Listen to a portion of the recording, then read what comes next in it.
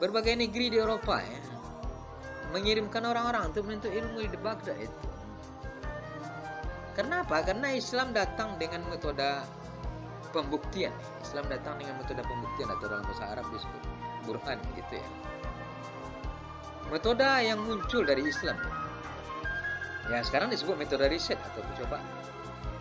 Metode riset adalah hak paten umat Islam ya, yang zaman berzaman, dan ditulis dalam ensiklopedia Americana dan Britannica ya, dua-duanya. Karena mereka konsepnya sebagai ilmuwan, mereka tidak berdusta ya, tidak berbohong, bahwa Islam mempunyai peran yang hebat ya, memberi pencerahan kepada mereka di waktu itu. Ya, metode riset itu melahirkan kemudian ilmu mantik ya, logika. Ya. Karena begitu banyak ayat-ayat Al-Quran yang berbunyi afala ta'qilun, apakah kamu tidak mikir? Apakah kalian tidak berpikir? Disuruh berpikir dan memakai logika dengan baik itu. Nah, Barat yang ketika itu sudah diliputi oleh zaman kegelapan ya, atau the dark age ya, mau tak mau ya. The dark age atau middle age itu pada abad pertengahan itu mau tak mau harus mengakui bahwa kaum Saracen, mereka sebut Saracen ya, orang-orang Arab ya, ketika itu mengakui kehebatan mereka, karena setelah itu muncul ilmuwan Islam ya, yang hebat di dunia Islam ya. Dan mereka sampai hari ini masih mengakui kanun Ibnu Sina ya. Kanun Ibnu Sina dalam bidang kedokteran. Ibnu Sina yang mereka panggil Avicen ya. Ya tidak bisa sebut Ibnu Sina, panggil Avicen itu. Kanun Ibnu Sina di bidang kedokteran yang dipakai sampai hari ini. Dan mereka tidak membohonginya bahwa mereka punya, tidak. Jelas Pak dari orang mereka sebut Saracen. Ya bukan itu saja ya, segala ilmu pengetahuan dan teknologi kemudian berkembang dengan pesat ya, di berbagai negeri Eropa yang datang kemudian ke Baghdad dan belajar menggali ilmu pengetahuan.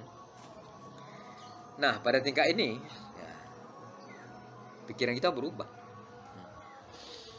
So sebenarnya technology is not coming from the West, but from the East, ya, Middle East, triggered by the Muslim society.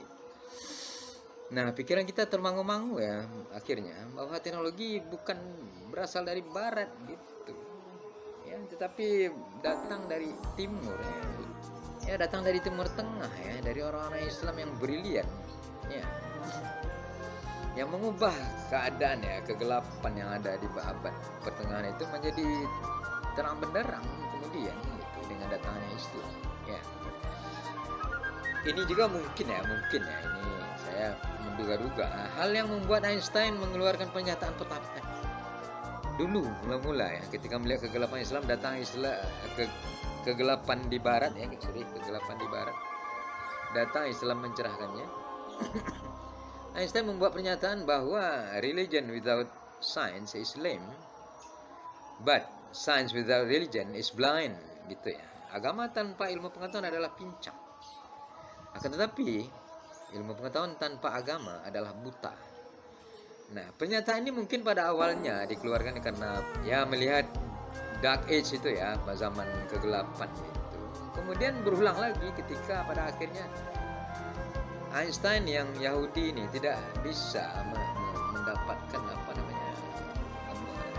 mengelola penyasar kemana kemari, tidak tahu kemana harus diarahkan ya, teknologi ini, ketika dia tidak bisa mendapatkan cara mengontrol nuclear weapon atau bom atom gitu kan. Bagaimana mengontrol energi nuklir? Tidak dapat sampai hari ini, tidak bisa. Dan sampai akhirnya ayatnya meninggal sebagai seorang Yahudi. Itu Einstein ya. Ustaz, beberapa kawan pernah mendengar hal ini ya, dan mereka berkomentar, Ustaz itu hanya cocok logi. Tidak percaya ya. Buya M. Nasir semenjak gejolak kemerdekaan, pada pergolakan kemerdekaan ya, sampai menjadi Perdana Menteri dan menjadi presiden Islam sedunia ketika itu tidak mengenal apa namanya ilmu cocok logi itu. Yang ia tahu adalah bahwa Barat ya, karena komitmen mereka sebagai ilmuwan ya, kesatria gitu, tidak berbohong ya, karena etika ilmuwan kan ada itu, tidak boleh berbohong gitu. Nah, mereka tidak membohongi bahwa ini dari Islam datangnya, The Saracen itu orang Arab gitu.